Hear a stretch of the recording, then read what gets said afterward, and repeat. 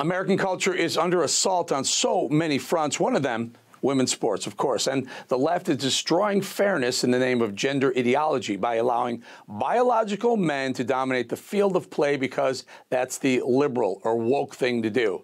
But as the midterms fast approach, the elections that is, some politicians are making this issue a key part of their campaigns. Listen. For girls across America, that dream is being taken away by men competing in women's sports. Sadly, few stood up for me. But Rand Paul is not afraid to fight for fairness for women and girls, and that's why I'm supporting him. I'm Rand Paul, and I approve this message because I'll always fight for fairness. Joining me now is Kentucky Senator Rand Paul and University of Kentucky swimmer Riley Gaines. Welcome, both of you. Welcome back to the show. Both of you separately been out together. Riley, let me start with you a little bit. Where are we in the state of play, so to speak, on this? Because I had heard, we'd heard that the NCAA pushed it to the individual governing bodies of their sports. Where does the issue lie right now? Yes, so FINA, which is actually the World's Aquatic Association across international competition of all aquatic sports, so this includes swimming, diving, water polo, synchronized swimming. They have actually banned transgender athletes from elite competitions unless transitioned by the age of 12 years old. So, of course, there's some good and bad things about that policy. Good thing is no transgender athletes competing internationally. This includes the Olympics. But, of course, the bad thing is we're almost encouraging 12-year-olds to transition. 12 is obviously not old enough to know the implications of what transitioning has on your body, on your future. Yeah, so actually it is not almost encouraging. We are pushing men who want to compete as women to do it before the age of 12. Senator Rand, you make this part a policy, and I love this, but let's play a quick soundbite of an upcoming Supreme Court justice who can't even define what a woman is. Let's remind the audience. Can you provide a definition for the word woman? Can I provide a definition? Mm-hmm. No. Yeah.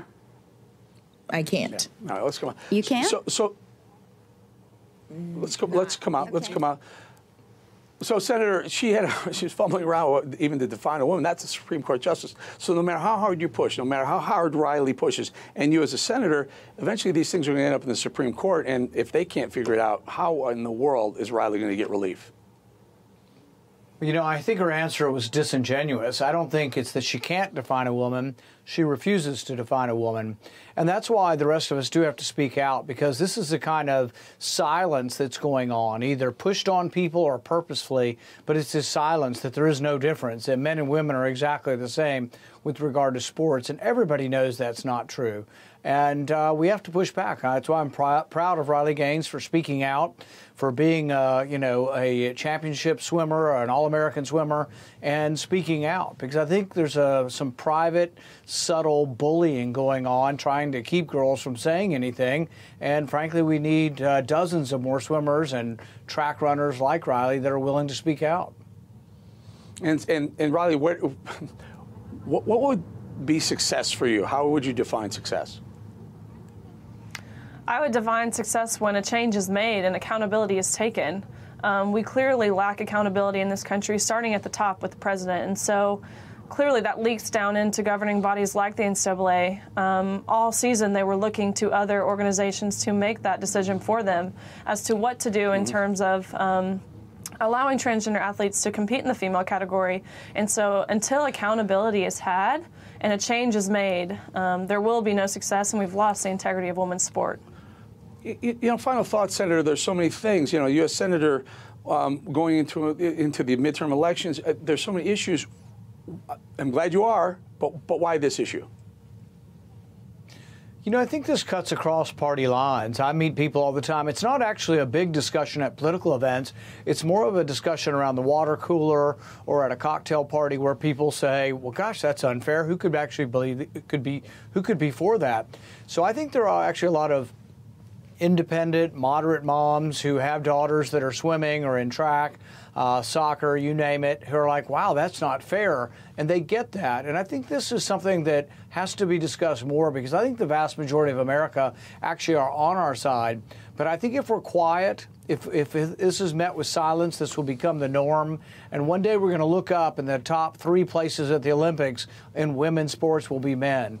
And I think just how wrong that is, how good it's been for the last couple generations that we have more and more women sports, and that this would just reverse all of that. Well, I'm glad you're both on it, and I got to say to all the women out there, if you don't want a situation where there's only one level, men and women competing against each other, you know how that's going to end up. If you don't want that, then you got to speak up like Riley Gaines and Senator Rand Paul. Appreciate both of your time tonight. Thank you.